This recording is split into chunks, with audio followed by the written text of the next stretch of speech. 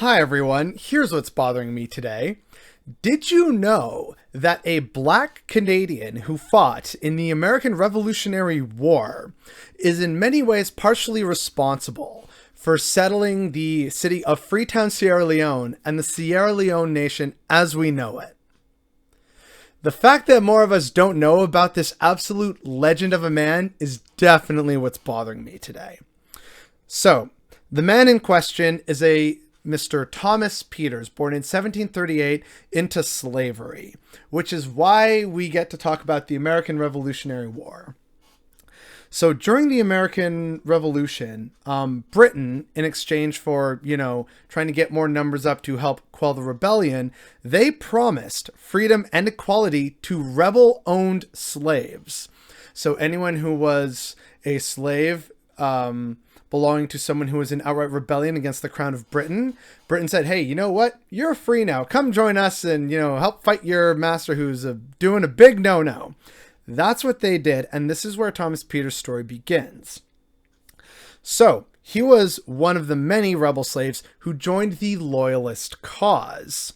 He put on a red coat, took up a musket, and proceeded to fight back against not only his slavery, but against the Americans themselves.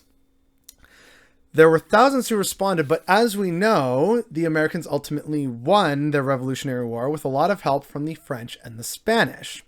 So in the wake of their defeat, Thomas Peters, along with thousands of other loyalists, whether they're black or not, and they also brought their slaves along with them to Canada, they join what are called the Black Pioneers. And while he joined the Black Pioneers, he ultimately managed to gain the rank of sergeant over the course of the American Revolutionary War. But then, of course, eventually they were defeated, so they had to leave. That brings us again back to the Loyalists.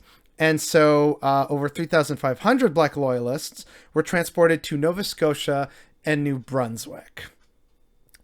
Now, as expected, the promises of freedom and equality went unfulfilled because racism.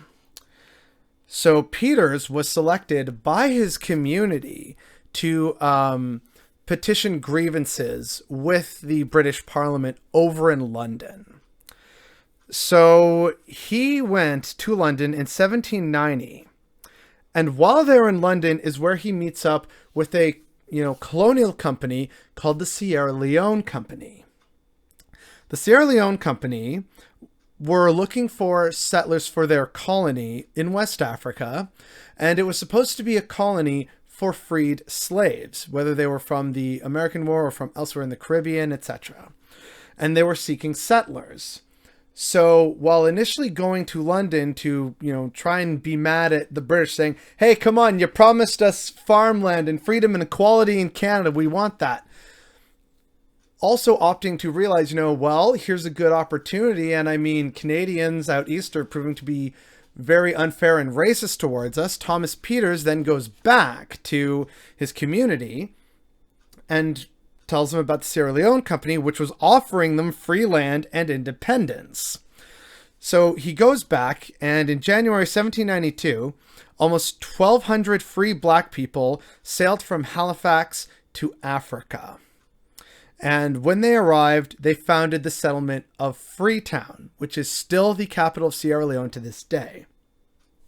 When founding Freetown, there were unfortunately more shenanigans where the white British sort of military transport commanders and everything, they said, well, you know what? You need a proper military structure here, so we're going to set ourselves up as the actual administrators. And my man Peters fought against them and said, no, hang on. You literally said this was going to be a colony for freed black people. You wanted settlers. We're here. We speak English. We know how to use a rifle. Let us run the show. And so he actually fought against this, appointed all-white council that was governing the Sierra Leone colony and Freetown. Unfortunately, he died of fever before achieving real results in the end. But as a result, the man is celebrated in Sierra Leone to this day as one of their founding fathers. And his story begins as a slave in America and then, fighting for loyalty to the British cause and still being stepped on in service of that after not only the American Revolutionary War, but after settling in West Africa, in Sierra Leone. It's really unfortunate that, it's not surprising. We all know about all this racism in the past, so it's not surprising, but it is really unfortunate that we don't learn enough about this absolute legend of a man, not only for his time as a Black community leader and British loyalist in Canada, but also as someone who helped lead the founding of one of the, arguably more well-known West African states to this day. For good or bad, people know about Sierra Leone.